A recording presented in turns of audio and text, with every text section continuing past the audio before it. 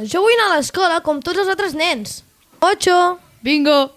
La va obrir amb rapidesa i en va treure l'entrapa. El sol brillava amb força, il·luminant els camins i els arbres que envoltaven. L'Àurea, en canvi, era silenciosa i observadora. Torneig en mixt, cosa que permet que nois i noies juguin junts. L'esforç no depèn del gènere. La Laura i l'Adrià van jugar junts, creant jugades brillants. Que les dones a vegades no teniu la mateixa capacitat per fer aquests treballs com els homes.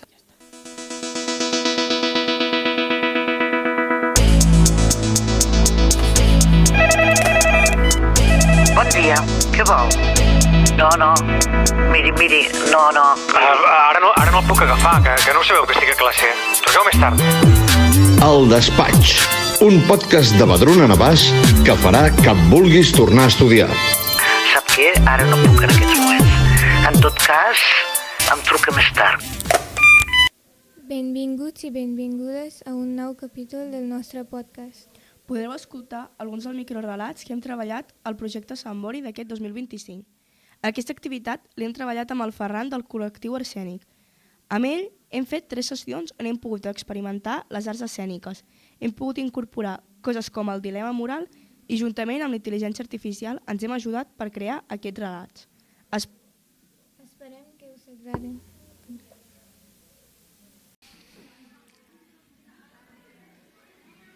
L'Àlex és un noi amb pocs recursos que no es pot permetre anar a l'escola, perquè ha de cuidar de la seva germana petita de 9 anys, ja que la seva mare no ho pot fer i no té pare. Va morir a un accident de cotxe. Ell vol estudiar, però no hi ha escola pública al seu poble. Però ell no es rendirà.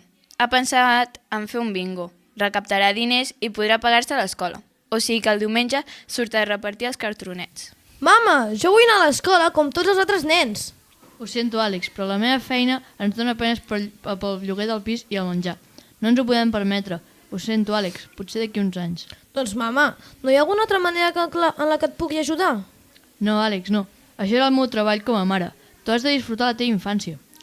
L'Àlex va pensar totes les maneres possibles per poder aconseguir diners. Ja ho tinc! Faré un bingo, que en tenim una casa i mai hi juguem. Cada cartronet costarà 3 euros. Els va vendre tots. Va aconseguir 102 euros. 20 va gastar-los en el premi. Fuet, sacallona i al final va fer el bingo. 8. Bingo! Al final va poder anar a l'escola. Va haver d'explicar a tots els seus companys com havia aconseguit els diners. Això a ell li feia molta vergonya. Així que la seva mare el va acompanyar. Els companys van quedar-se bocabadats. La professora va dir que era una molt bona història de superació personal. I així és com he pogut anar a l'escola com tots els altres nens. Molt bé, Àlex, estic molt orgullosa de tu. El teu pare estaria content. Tu mereixes.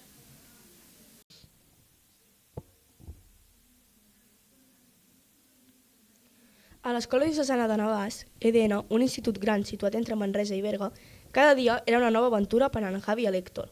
La seva amistat era inquebrantable. En Javi, atractiu esportista i analític, i l'Héctor, alt energètic i amb un talent natural per la comèdia i una passió desmorada pel bàsquet. Aquella setmana, però, un misteri els tenia intrigats.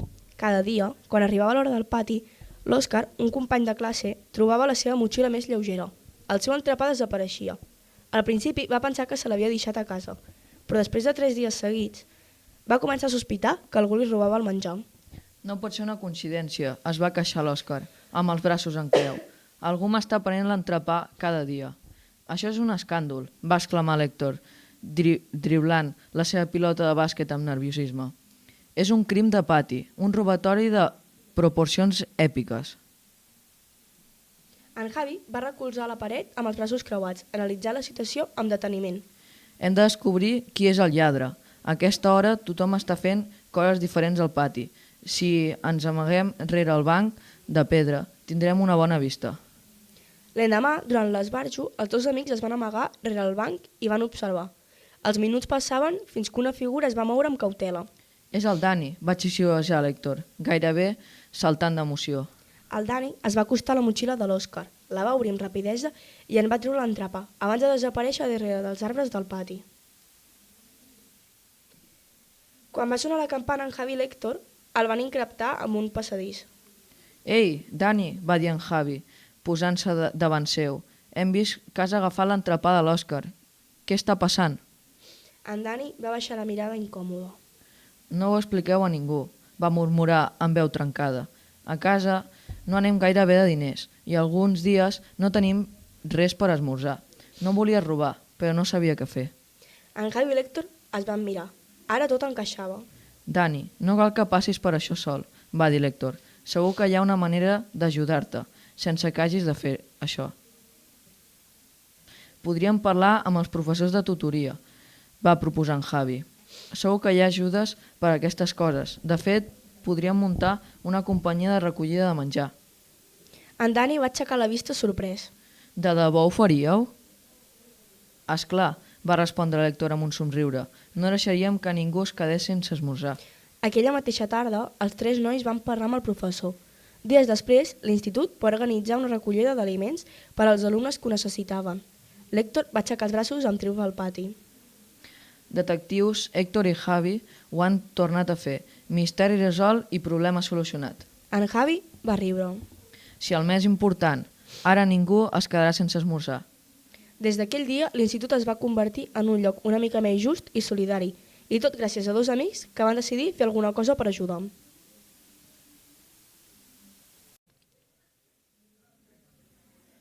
El canvi comença a la muntanya. Era un dia radiant a les muntanyes dels Pirineus. El sol brillava amb força, il·luminant els camins i els arbres que envoltaven el Joan i la Joana. Els 2 amics, amb el cor ple d'emoció, havien decidit passar el dia a la natura, lluny de les preocupacions del món urbà.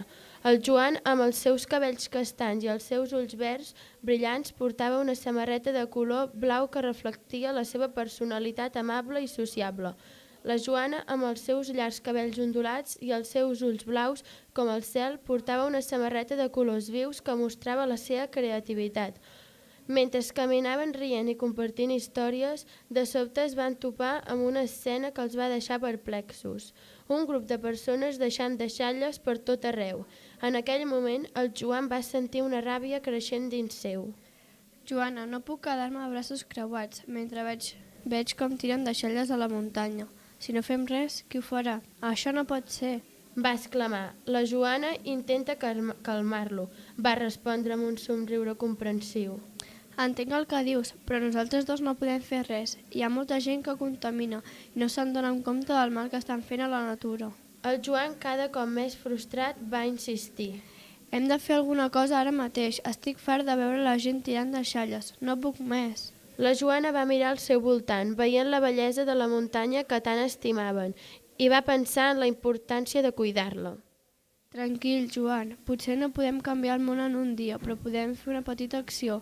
Podríem parlar amb ells, explicar-los el mal que fan, o fins i tot podem recollir les deixalles nosaltres mateixos. El Joan va mirar la Joana, veient la seva determinació i creativitat. Va respirar profundament i va assentir. Tens raó. Si no podem canviar la mentalitat de tothom, almenys podem fer la nostra part. Amb un nou propòsit, els 2 amics van decidir intervenir. Van apropar-se al grup de persones i amb l'amabilitat els van explicar com les deixalles afectaven la natura i la bellesa de la muntanya. La revolució. A l'institut, la Lúcia i l'Àuria eren com les 2 cares d'una mateixa moneda. La Lúcia era llum i força, sempre amb la mà aixecada a classe, sempre disposada a debatre. L'Àuria, en canvi, era silenciosa i observadora, però les seves paraules prenien forma en els dibuixos que omplien els marges de la seva llibreta. Es van conèixer en una reunió del Comitè d'Igualtat, un espai on les seves veus, una forta i l'altra subtil, van començar a trobar-se. El que va començar com una lluita compartida per la justícia es va convertir, sense que se n'adonessin, en alguna cosa més. Entre cartells reivindicatius, converses interminables i mirades que duraven una mica més del que calia, van entendre que la revolució més important era la de poder estimar-se sense pors. El timbre va sonar, però la Lúcia no tenia pressa per anar a classe. Va girar a la cantonada del passadís i es va trobar amb l'Àuria asseguda a les escales del pati, sola amb la mirada perduda en algun punt llunyà. Va bromejar la Lúcia, deixant la motxilla a terra. L'Àuria va aixecar els ulls i va esbozar un somriure suau. No exactament, només necessitava un descans. La Lúcia es va asseure al seu costat sense pensar-s'ho. Puc fer-te una pregunta? L'Àuria va sentir, jugant amb els cordons de la dessuadora. Creus que la gent pot ser lliure de veritat? Dic, estimar qui vol, fer el que vol, sense que ningú el jutgi. L'Àuria es va quedar un moment en silenci abans de respondre. Crec que encara no, però m'agradaria pensar que algun dia sí. La Lucía la va mirar de reüll. Jo també, i crec que per això estic aquí, amb tu. El cor de l'Àurea es va accelerar, però va mantenir la mirada fixa en la Lucía. A mi? La Lucía va somriure, però aquesta vegada no hi havia la seva habitual ironia. Sí, perquè amb tu no em sento que hagi de demostrar res, ni amagar res. L'Àurea va sentir que aquell moment era diferent de qualsevol altre que hagués viscut. Va respirar fons i per primera vegada es va atrevir a dir el que pensava sense por. Jo tampoc. No calien més paraules. En aquell instant, totes dues van entendre que la revolució no només es vivia al carrer o als llibres, també es vivia en mirades, en silencis, en una valentia petita però poderosa, la d'atrevir-se a estimar sense por. L'Àurea no deixava de donar-hi voltes. Des de la conversa a les escales, tot se sentia diferent. Quan va arribar a la biblioteca, la Lucía ja l'esperava asseguda en una taula del fons. Ei! Va dir a l'Àurea. Ei! Va respondre la Lucía amb un mig somriure. Van treballar en silenci, però l'Àurea sentia l'electricitat en l'aire. Cada cop que els seus colzes es fregaven, cada cop que la Lucía es passava la mà pels cabells. Podem parlar d'una cosa? Va preguntar la Lucía de sobte. Clar. L'altre dia, al pati, això que vam dir, ho deies de debò? Sí, ho deia de debò. La Lucía es va mossegar el llavi. Jo també. Un silenci ple de significat es va entendre entre elles. Creu que estem fent alguna cosa malament? Va murmurar l'Àurea. No. Va dir la Lucía decidida. Crec que per un cop estem fent les coses bé. L'Àurea va aixecar la mirada i es va trobar amb els ulls de la Lucía, brillants i segurs, i ho va entendre. No importava el que pensés la resta. L'únic que importava era que entre elles dues tot tenia sentit. Sense dir res més, la Lucía va allargar la mà sobre la taula. L'Àurea la va agafar encaixant els seus dits amb els d'ella. L'Àurea no deixava de mirar la mà de la Lucía sobre la taula, els dits entrellaçats. La seva ment volava, pensant en la igualtat de gènere i en com encara quedava tanta feina per fer, no només a la societat, sinó també dins de cadascú. Sabies que la igualtat de gènere no només és una qüestió de drets legals? Va dir l'Àurea. La Lucía la va mirar amb atenció. Clar, no només parlem de dones i d'homes en societat, sinó d'expectatives i estructures invisibles que defineixen el que una dona ha de ser i el que un home ha de fer. Sí. Va sentir l'Àurea. I com sovint ens fa creure que el que sentim no té el mateix valor. Nosaltres, les noies, hem après a callar, a ser bones, a agradar, però també tenim el dret a ser, a expressar-nos i a estimar sense por. La Lucía va acariciar suaument els cabells de l'Àurea. La igualtat de gènere són accions diàries. És ocupar l'espai que ens correspon sense que ningú ens digui que és massa. I també és per ells. La llibertat ha de ser per tothom. També entra l'amor. Va afegir l'Àurea. Perquè l'amor no té gènere ni normes. La igualtat comença per ser fidels al que sentim. Exacte. Va dir la Lucía. La veritat i igualtat es basa en el respecte mutu i en la llibertat d'expressar-nos sense por. El que fem aquí no és només amor. Va dir l'Àurea. És resistència. És reivindicar el dret de viure i estimar sense límits. La Lucía va somriure plena de confiança. Estem fent història, Àurea. La revolució no sempre començava amb crits i pancartes. A vegades començava així, en una biblioteca, amb dues noies agafant-se de la mà per primera vegada.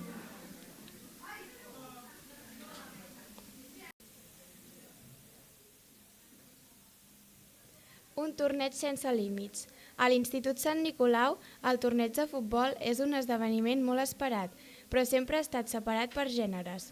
Laura, una jugadora talentosa i apassionada, se sent frustrada perquè molts companys no la consideren igual de capacitada, només pel fet de ser noia. Vol demostrar que les noies poden competir al mateix nivell que els nois i que l'esport no hauria de tenir barreres. Adrià, un dels millors jugadors de l'institut. Mai havia qüestionat aquesta separació fins que una conversa amb la Laura el fa reflexionar. Tot i ser solidari, no s'havia adonat de la desigualtat fins que ella li expressa els seus sentiments. A partir d'aquell moment, comença a veure la situació amb altres ulls i decideix donar-li suport.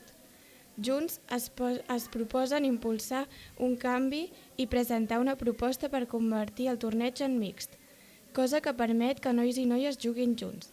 Però la seva iniciativa no és ben rebuda per tothom.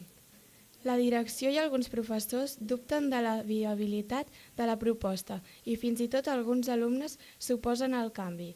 Malgrat els obstacles, Laura i Adrià no es rendeixen i continuen lluitant per la igualtat, convençuts que l'esport ha de ser un espai on tothom tingui les mateixes oportunitats de competir i demostrar el seu talent. Laura, Adrià, tens un moment? He estat pensant en el torneig de futbol. Adrià, clar, què passa? T'hi estàs preparant bé? Sí, però crec que no té sentit tenir un torneig només per a nois i un altre per a noies. Per què no juguem tots junts? No sé, sempre ha estat així. Els nois al torneig gran i les noies al seu. Però tens raó, tots som jugadors. Exacte. Podríem demostrar que no hi ha cap diferència. No és només esport. També és per mostrar que les noies som igual de bones. Tens raó, però com ho fem? Els professors ho acceptaran? Podem parlar amb ells i proposar un torneig mixt.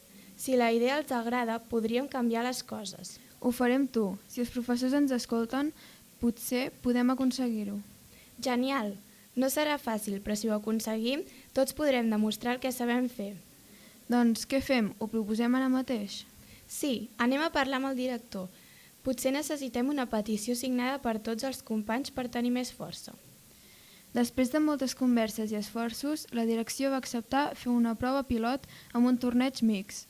Quan va arribar el dia del primer partit, els equips es van formar amb certa incertesa, però a mesura que el joc avançava es van demostrar que el talent i l'esforç no depèn del gènere. La Laura i l'Adrià van jugar junts, creant jugades brillants. En un moment clau, la Laura va fer una assistència impecable i Adrià va marcar un gol espectacular. L'energia a la grada era innegable. El públic no veia nois i noies, només jugadors donant el millor de si mateixos. Quan el torneig va acabar, l'impacte era evident. Els professors i alumnes van reconèixer que l'esport era més ric i emocionant, que tothom podia competir en igualtat. Finalment, la direcció va decidir fer el torneig mixt de manera permanent. La Laura i l'Adrià sabien que no només havien canviat una norma de l'institut, sinó que havien ajudat a canviar mentalitats. L'esport, com la vida, era per tothom, que tingués passió i ganes de superar-se.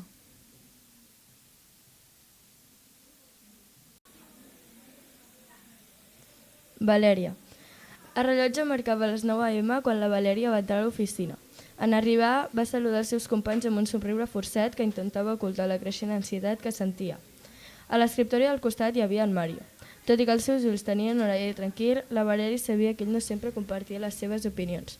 No era mala persona, però la seva actitud davant la feina d'ella sempre havia estat ambigua, com si no acabés de creure que la Valèria estigués a la seva altura. Bon dia, Valèria. Bon dia, Mario. El director, un home de mitjana edat, va entrar a l'oficina a les 9:15. El seu pas ferm i la seva actitud autoritària solien posar tothom en alerta, però avui la Valèria sentia que l'aire estava particularment dens. Havia rebut diversos correus electrònics d'en Ricard en les últimes setmanes, demanant-li explicacions per cadascun dels seus moviments, fins i tot quan els seus reports sempre havien sigut impecables. Valèria, haig de parlar amb tu. Clar, Ricard, de què es tracta? He estat revisant els teus resultats i no em convencen. Aquest informe no és com els que lliuren els altres. Necessito que milloris la qualitat, Valèria. Va dir creuant els braços. La Valèria es va quedar quieta, sorpresa per la crítica tan directa.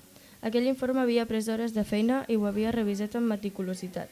Va mirar en Mario buscant algun tipus de suport, però ell va evitar la seva mirada com si sabés que aquest moment era inevitable.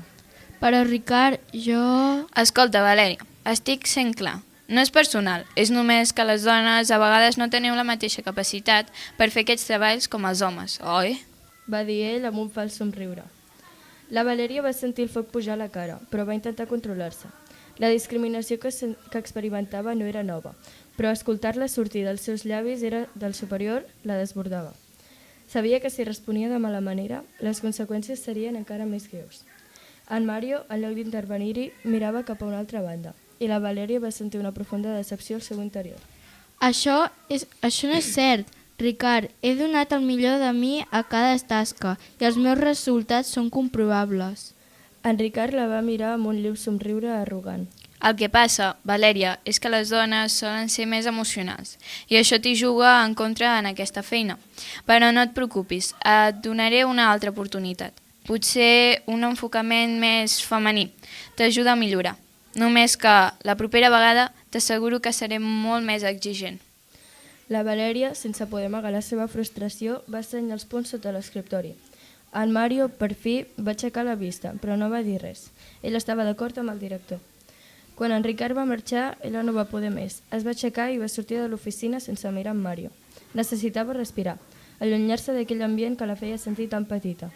Sabia que la lluita per ser tractada com una igual en aquest lloc seria llarga, però no rendiria.